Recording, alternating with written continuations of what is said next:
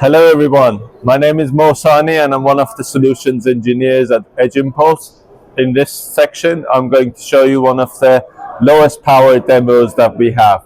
This is an industrial use case that's using time series to train a machine learning model and then deploy it on the device to do the vibration detection. So here I can show you how easy it is to collect some time series data.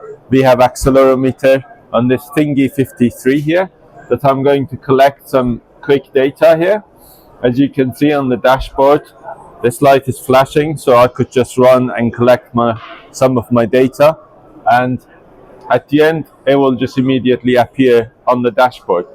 Now, using this method, I've managed to train a model and put it on this device that's able to detect different patterns of this DC motor.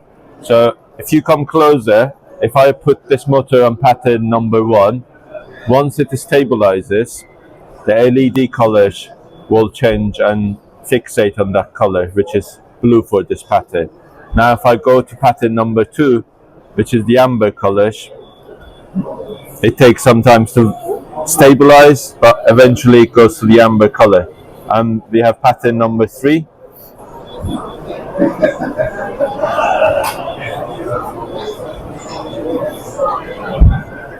which is color green. And the best part is, this is very sensitive, that if the vibrations are not similar to anything it has been trained on, we call this anomalies. And if I just collect a tiny bit of blue tack to the side of this wheel, imagine in your industrial scenario, one of your wheels or pulleys and timing belts are worn out and it's just picking up anomalies. Now, if I start the motor again,